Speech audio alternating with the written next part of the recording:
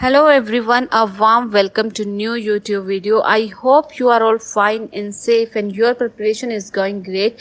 This video I'm gonna share with you a latest QCard topic from September to December. Let's describe a difficult thing you did and succeed. So if you are new here, then please do subscribe and press the bell icon for more updates. And in this video, I'm gonna share this cue card with sample answer and follow up. So stay tuned with me. So without wasting any further time, let's get started. Hi, this is Manpreet and you are watching Al's Fever channel. And topic is about describe a difficult thing you did and succeed.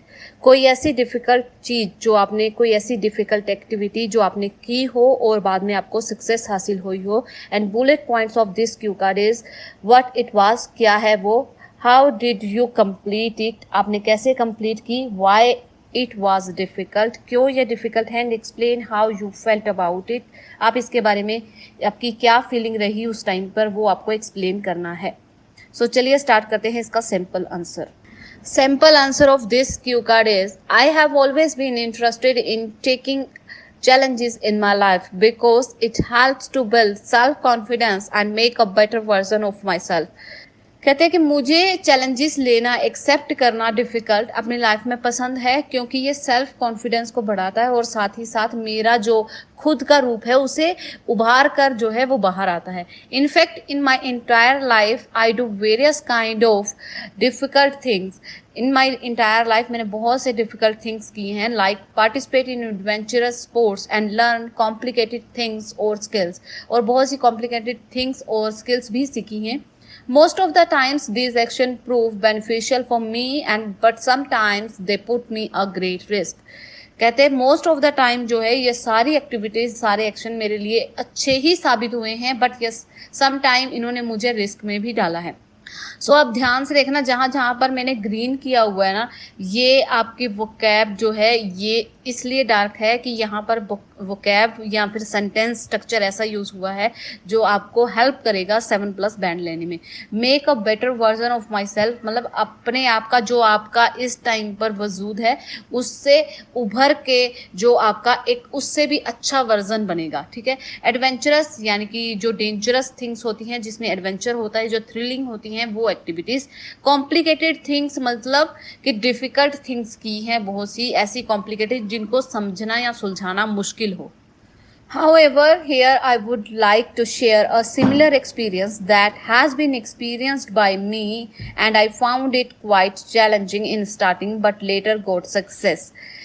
Has been experienced by me, यहाँ पर passive voice use किया है. सो आपको ऐसे ही variation दिखानी होती है जब आप क्यू कार्ड प्रिपेयर करते हो. मैं यहाँ पर एक सिमिलर एक्सपीरियंस आपके साथ शेयर कर रही हूँ जो मैंने एक्सपीरियंस किया है, जो क्वाइट चैलेंजिंग था स्टार्टिंग में बट लेटर जो है मुझे उसमें सक्सेस मिली. क्या था वो? It was to clear the UGC NET. वो यूसीजी नेट का जो एग्ज़ाम है उसको क्लियर करना था. After my post graduation it was a daunting task for me as it involve literature from different centuries. Daunting task means मतलब difficult thing. कहते हैं कि मेरी पोस्ट ग्रेजुएशन के बाद मुझे ये सबसे डिफ़िकल्ट टास्क लगा मेरी लाइफ का, क्योंकि इसमें मेरा जो सब्जेक्ट था वो लिटरेचर से रिलेटेड था और डिफरेंट सेंचुरीज के जिसमें लिटरेचर शामिल थे. Moreover, the choice was limited as the students who have read linguistics, they have insufficient knowledge about great poets or writers. कहते हैं कि इसके अलावा जो चॉइस थी वो लिमिटेड थी स्टूडेंट्स की, क्योंकि जो लिंग्विस्टिक होता है किसी लैंग्वेज की मास्टरी करना, जो उसकी मास्टरी कर रहे थे वो कम पढ़ रहे थे लोग, वो बहुत कम स्टूडेंट थे. And they have insufficient knowledge. Insufficient यानी कि भरपूर उनको नॉलेज ना होना, पूरी नॉलेज ना होना, इनएप्रोप्रिएट नॉलेज होना. और तो उन्हें ग्रेट पोएट्स एंड राइटर की जो है नॉलेज कम थी. Therefore that was a weak area for me but anyhow I had a plenty of time. कहते हैं कि इसलिए मेरा ये वीक एरिया था बट किसी भी तरह मैंने जो है मेरे पास बहुत सारा टाइम था. I devoted 6 months to clear this exam and I was glad. I did not find it complicated. Devoted means अब पूरी तरह से इस टाइम को जो है अपना टाइम दे रहे हो, ठीक है। सो कह रहे हैं कि मैं जो है 6 मंथ पूरे दिए अपने इस एग्ज़ाम को क्लियर करने के लिए, और in the and I was glad, मैं बहुत खुश था कि मुझे ये कॉम्प्लिकेटेड नहीं लगा। आई मस्ट टेल यू, मैं आपको ज़रूर से बताना चाहूँगा, after post graduation UGC net was mandatory to get a permanent job in a college and a university. After post graduation जो नेट एग्ज़ाम है वो मैंडेटरी है, यानी कि नेसेसिटी है, ज़रूरी है to get a permanent job. आपको अगर परमानेंट जॉब लेनी है कॉलेज या यूनिवर्सिटी में, without qualifying this test one is not able to get an excellent job with a handsome income. handsome income means a good salary, कि इस exam को clear किए बिना कोई भी पर्सन जो है एक्सीलेंट जॉब नहीं कर सकता, अच्छी खासी जॉब नहीं कर सकता जिसमें अच्छी खासी इनकम हो। So to be in a teaching profession was indispensable for me, कि मेरे लिए बहुत इंपॉर्टेंट था टीचिंग प्रोफेशन में आना। I was over the moon because after qualifying some specific entrance it's a proud moment for the person if one gets a job, कि मैं उस टाइम ओवर द मून यानी कि आप एक्सट्रीमली हैप्पी हो, मैं बहुत खुश था उस टाइम कि मैंने ये एग्ज़ाम क्लियर किया, कुछ एंट्रेंस दिए, और ये मेरे लिए प्राउड मोमेंट था। प्राउड मोमेंट किसी भी पर्सन के लिए होगा अगर उसे वो जॉब मिलती है तो। If I am talking about my feeling, अगर मैं अपनी फीलिंग की बात करूँ, I got a job in a college, मुझे कॉलेज में जो मिली that was my childhood dream, जो मेरा बचपन का सपना था। Therefore I felt like a dream come true. Dream come true यानी कि सपना सच हो जाना, मुझे उस टाइम ऐसा लगा कि मेरा सपना जो है वो सच हो गया। Moreover I also got many other amenities, amenities मतलब अदर बेनिफिट्स, मुझे और भी कई बेनिफिट मिले, and was glad to work there, और वहाँ पर काम करके मुझे बहुत खुशी हुई। I think self-satisfaction is more important than any additional benefit.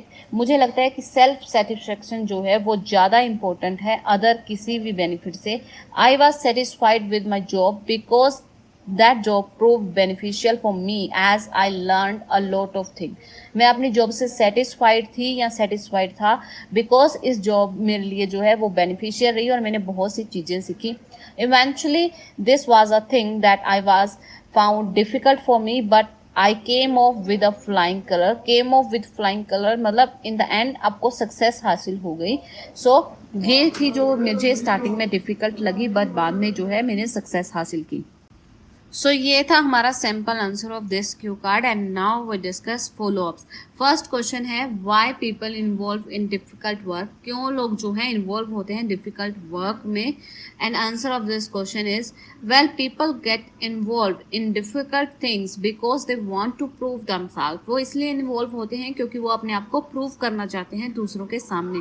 They want to establish their identity along with name and fame, वो अपनी आइडेंटिटी बनाना चाहते हैं और साथ ही साथ नाम और पैसा भी कमाना चाहते हैं। There are many people who take part in adventurous sport, यहाँ पर बहुत से ऐसे लोग हैं जो पार्ट लेते हैं एडवेंचरस स्पोर्ट में, which are very difficult for other to do, जो दूसरों के लिए डिफिकल्ट होती है करनी। In this way they become famous, इस तरह वो क्या है फेमस हो जाते हैं। So satisfaction, hefty amount, name and fame, all these things allure them to do hard work. So satisfaction और ज़्यादा पैसे, नाम और शोहरत, ये सारी चीज़ें हैं जो उन्हें अल्लूर यानी कि अट्रैक्ट करना, जो उन्हें अट्रैक्ट करती हैं, ये सब हार्ड वर्क करने में। Next question is do you think parents allow their children to do difficult thing, क्या आपको लगता है कि पेरेंट्स को अलाउ करना चाहिए चिल्ड्रन को वो डिफिकल्ट थिंग्स करें। And answer of this question is well nowadays parents allow their children to take part in daunting task as they consider it is a high time for them to become famous. आजकल parents जो हैं वो allow करते हैं अपने children को कि वो डिफ़िकल्ट टास्क अटेम्प्ट करें, क्योंकि उन्हें ऐसा लगता है कि यही वो राइट टाइम है जब वो फेमस हो सकते हैं, जब वो नेम कमा सकते हैं। If they start taking risk at an early age then in the future they will not face any kind of threat and they will be able to handle that situation dearly. So वो कह रहे हैं कि अगर वो starting में ही early as में ही अपने रिस्क को लेना स्टार्ट कर देते हैं तो क्या होता है कि फ्यूचर में जाते जाते उन्हें किसी भी तरह की कोई प्रॉब्लम नहीं आएगी और वो किसी भी सिचुएशन को डेयरिंगली जो है पूरे डेयर के साथ वो हैंडल कर लेंगे। एंड नेक्स्ट है जी what kind of difficult things that children do, किस तरह की difficult things हैं जो बच्चे करते हैं. and answer of this, children do a lot of very complex things, बहुत सारी ऐसी complex things करते हैं, बहुत सारे ऐसे difficult tasks करते हैं, such as जैसे कि they take part in climbing the high wall so that in the future they can be mounted. कहते हैं कि वो ऐसी हाई वॉल्स जो हैं दीवारों पर चढ़ते रहते हैं, तो वो भी एक रिस्क है. और इन फ्यूचर में वो क्या है, डेयर करते हैं माउंटेन, यानी कि जो माउंटेन पर चढ़ते हैं माउंटेनियर वो बनने का. मोर ओवर इसके अलावा cycle races and boxing are these games, these kind of adventurous activities that nippers participate in. Cycle race and boxing इस तरह की एडवेंचरस एक्टिविटीज जो हैं निपर्स यानी कि चिल्ड्रन पार्टिसिपेट करते हैं. सो ये 3 फॉलोअप थे इसके, और इसका सैम्पल आंसर आज हमने आपके साथ डिस्कस किया. आपको वीडियो कैसी लगी, सैम्पल आंसर कैसा लगा, आपको आइडियाज़ कैसे लगते हैं, आपके लिए हमारी वीडियोस बेनिफिशियल रहती हैं या नहीं, आपको कंटेंट कैसा लगता है, ये सारी इन्फॉर्मेशन आप हमारे तक जरूर पहुंचाया करो, क्योंकि आपके फीडबैक जो है वो बहुत कीमती हैं. बहुत जल्द हम आपके साथ 13 अक्टूबर की प्रेडिक्शन वीडियो शेयर करेंगे, क्योंकि बहुत से स्टूडेंट्स के कमेंट आ रहे हैं कि मैम प्लीज़ 13 अक्टूबर की प्रेडिक्शन वीडियो बना दो. बट ऐसा है कि 13 अक्टूबर की एक प्रेडिक्शन वीडियो हम आपके साथ जल्दी ही शेयर करेंगे, बट फाइनल प्रेडिक्शन वीडियो आपको 10 या 11 को मिलेगी, क्योंकि 8 अक्टूबर के एग्ज़ाम के बाद ही सही से क्लियर होगा कि किस तरह का लेवल आ सकता है. बट यस, मैं एक प्रेडिक्शन आपके लिए ज़रूर से आजकल में ज़रूर अपलोड कर देंगे हम चैनल पर. Thank you for watching this video and keep supporting, keep loving. Subscribe कर दो, शेयर कर दो भर भर के, और लाइक और कमेंट जरूर किया करो. Thank you for watching this video.